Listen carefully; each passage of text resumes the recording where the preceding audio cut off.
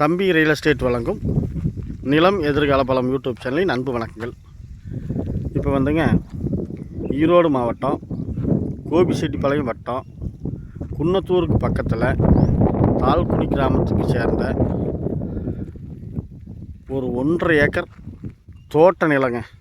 1.5 acre தோட்ட நிலம் பார்க்க வந்துருக்குறோம்.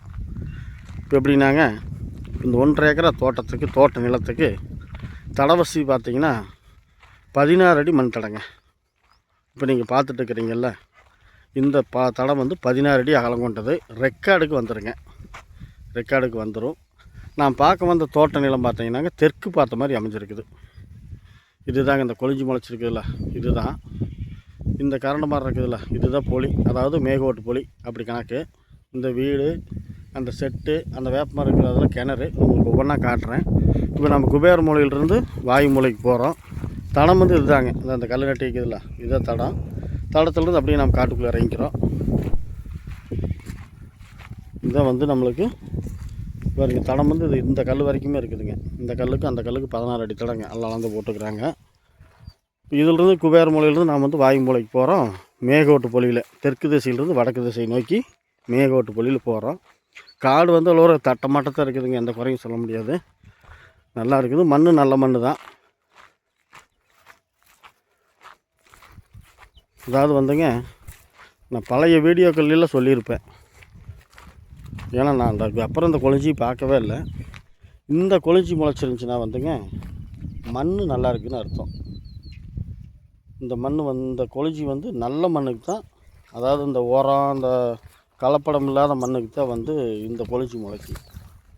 இதெல்லாம் வந்து உங்கள் வீட்டு பெரியவங்களை கேட்டால் சொல்லுவாங்க. இந்த கொழிஞ்சி தான் வந்து அந்த காலத்துலலாம் ஒரு குப்பையாக பயன்படுத்தினாங்க. அதாவது காட்டுக்கு எருவாக வந்து இந்த கொழிஞ்சி தான் வந்து பயன்படுத்தினாங்க. இப்போ இன்றைக்கி தான் பல்வேறு உரங்கள், மருந்து, பூச்சி அது இதுன்னு வந்துடுச்சு. சரி, ரைட், அது ஒரு பக்கம் இருக்கட்டும்.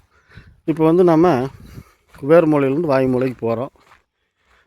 அதெல்லாம் வந்து கிட்டத்தட்ட பார்த்திங்கன்னா ஒரு நேர் தான் வருது, பெருசாக கிராஸ் வராது, ஒரு சின்ன கிராஸ் வருது. மற்றபடிக்கு வந்து காடு வந்து நல்ல ஒரு நீளகலம், ஒரு செவ்வக டைப்பில் அமைஞ்சிருக்குதுங்க. செவ்வக டைப்பில் அமைஞ்சிருக்குது. காடு சருவுன்னு பார்த்தா தட்டமாட்ட தான் இருக்குதுங்க, சருவெல்லாம் எதுவும் இல்லை, ஒரே தட்டமாட்டம் இருக்குது.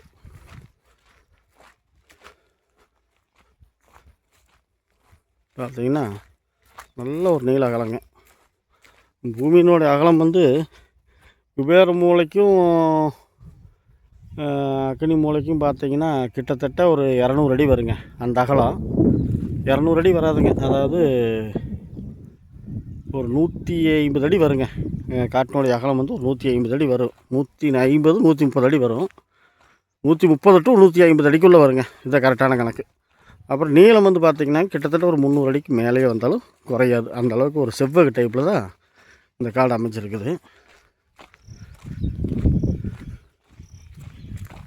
மற்றபடிக்கு கிணறு வந்துங்க, தண்ணி சோர்ஸுக்கு சொல்லிடுறேன். கிணறு கூட்டு கிணறுங்க, 4ல் ஒரு கூட்டு அப்படிங்கிற மாதிரி தான் இருக்குது. கிணறு வந்து இந்த நாம் பார்த்துட்டுருக்கிற காட்டுக்குள்ளே வர்றதில்லைங்க. அது வந்து நான் பார்த்துட்டுருக்கிற காட்டுக்கு கிழவக்கத்தில் ஒரு காடு, அதை தள்ளி தான் இருக்குது. ஒரு காடு தள்ளி அந்த பக்கம் இருக்குது. அதுக்கு வந்து பொது போக்கு தடம் இருக்குது, பொதுவான தடங்கள் எல்லோரும் போயிட்டு வர மாதிரி இருக்குது. நான் பார்த்துட்ருக்கிற காட்டுக்குள்ளே கிணறோ போகிற எதுவும் இல்லை. இதுதாங்க இந்த காடு நான் பார்த்துட்ருக்கிற காட்டுக்கு இதான் வாயு மூலையும் கெட்டாவில் நல்லா தான் இருக்குது. இந்த வாயு மூலை இதிலிருந்து பார்த்திங்கன்னாங்க ஒரு நேர் தான். இன்னும் வந்து நம்மளுக்கு வாயு மூலைன்னா தூரமாகவே வரும். இங்கே இருக்குது, இது வரைக்கும் வருங்க. இங்கே தான் இருக்குது வாயு மூலை. இன்னும் கல்லைங்கானோ ஒன்றைங்கானோ. ஏன் நம்ம அளக்கும் போது அப்புறம்லாம் கரெக்டாக வந்து அளந்து வாங்கிக்கலாம். இப்போ இங்கே வாயு மூலை கட்டாலும் நல்லா தான் இருக்குது. இப்போ வாயு மூலையிலிருந்து ஜலமூலைக்கு போகிறோங்க. எப்படி போகிறோம்? மேற்கு திசையிலிருந்து கிழக்கு திசை நோக்கி வடகோட்டு பொலியில் போகிறோம். நல்லா ஜம்மன் இருக்குதுங்க காடு. மண் அருமையான மண், செம்மண் வராதுங்க, கொஞ்சம் வெளுத்த மாதிரி அந்த மண். இதுதாங்க நம்மளுக்கு ஜலமூலைங்க. எல்லாமே அளந்து கல் நட்டிக்கிறாங்க. வாயு மூலையில் மட்டும் காணோம். நாங்கள் நல்லா தொலைவலையே என்னமோ தெரியல. இதை வாயு மூலை, ஜலமூலை. இப்போ ஜலமூலையிலிருந்து அக்னி மூலைக்கு பார்த்திங்கன்னா ஒரே நேர் தான், நூல் பிடிச்ச மாதிரி அப்படியே ஸ்ட்ரெயிட்டாக. அதாவது வந்து குபேர மூலையிலேருந்து வாயு மூலைக்கு கொஞ்சம் லைட்டாக ஒரு பெண்டாக வந்தது. மற்றபடிக்கு ஜலமூலையிலேருந்து அக்னி மூலைக்கு ஒரே நேர் தான். இப்போ நீங்கள் பார்த்துட்டு இருக்கிற காடு தான் நல்ல ஒரு செவ்வக டைப்பில் அருமையான காடு. 1.5 ஏக்கருங்க காட்டினோட அளவு. இப்போ நாம் ஜலமூலையிலேருந்து அக்னி மூலைக்கு வடக்கு திசையிலிருந்து தெற்கு நோக்கி கிழக்கோட்டு பள்ளியில் போகிறேங்க. இப்படித்தான் அமைஞ்சிருக்குதுங்க காடு. அருமையான காடு. எல்லாமே நீட்டாக வந்து எல்லாம் அளந்து கரை பார்த்து வச்சுட்டாங்க. இப்படி ஒரு சிறப்பான ஒரு 1.5 ஏக்கரா தோட்ட நிலம் பார்க்க வந்துருக்குறோம். ஏன் தோட்ட நிலம்னு சொல்கிறேன்னா, கிணறு இருக்குது, சர்வீஸ் இருக்குது, கூட்டம் அமைஞ்சிருக்குது. இருந்தாலும் வந்து ஒரு தென்னை மரம் இது ஏதாவது இருந்தால் பச்சை பசேல் இருந்தால் தோட்டம்னு சொல்லுவோம். இது வந்து வெறும் காடாக தான் இருக்குது. வெள்ளாமை மேலே எதுவும் பண்ணல, தென்னை மரம் எதுவும் இல்லை. அதனால தான் தோட்ட நிலம்னு சொன்னேன். இப்படி ஒரு சிறப்பான முறையில் ஒரு 1.5 ஏக்கர் அமைஞ்சிருக்குதுங்க.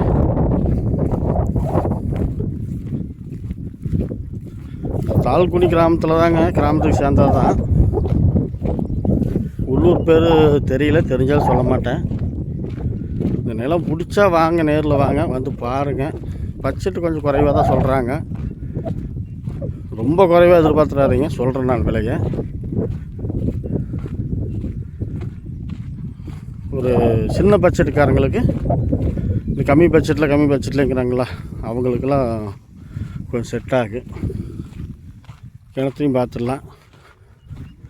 இது வந்து இந்த குபேர மூலையும் அக்னி மூலையும் அந்த 16 அடி தளத்து பேஸில் வந்துடுதுங்க.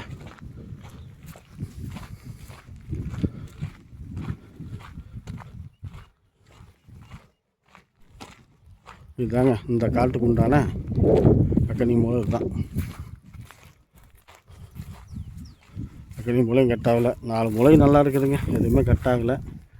ஒரு சிறப்பாக தான் இருக்குது. இப்போ கிணத்தை பார்த்துடலாங்க. இப்போ வந்து நம்மளுக்கு இதோட காடு முடிஞ்சதுங்க. இப்போ இந்த உரம் ஓட்டு மாதிரி கொஞ்சம் புழுதி தெரியுது பாருங்க, இது வேற ஒருத்தர் காடு. இந்த காட்டுக்கும் அடுத்தது தான் கிணறு இருக்குது. நாம் பார்த்த காட்டுக்கு ஒரு காடு தள்ளி அடுத்த காட்டில் தான் வந்து கிணறு இருக்குது. அதனால் கிணத்துக்கு நம்மளுக்கு வாஸ்துக்கு எந்த சம்மந்தமும் இல்லை. ஆனால் கிணத்துல நம்மளுக்கு கூட்டு இருக்குது. அதுக்கு வந்து போக்குவரத்துக்கு பொதுத்தடம் இருக்குது. இதுதான் கான்செப்ட்டு. இந்த கிணறும் சரி, சர்வீஸும் சரி, கூட்டில் தான் இருக்குது. 4ல் ஒரு கூட்டு. இது கிணத்து மேடு. இந்த கம்ப்ரஸர் செட்டிங்ஸு, சர்வீஸு எல்லாமே இருக்குது பாருங்க. கிணத்துல வந்து எப்படி தண்ணி இருக்குதான்னு பார்க்குறக்கு கிணறு வந்துங்க பாம்பேரி கட்டலைங்க. சர்வீஸ்க்கு ஒரு கம்பம் வருது பாருக்குதா. 2வது இப்போ நம்ம பார்த்துட்டு இருக்கிற காட்டில் ஒரு லைனாக இது எதுவுமே கிராஸ் ஆகலைங்க, சுத்தமாக இருக்குது. இந்த கிணத்துக்கே சர்வீஸ் வந்து வேறு பக்கம் இருந்து வருது. இதாங்க கிணறு, கேணி.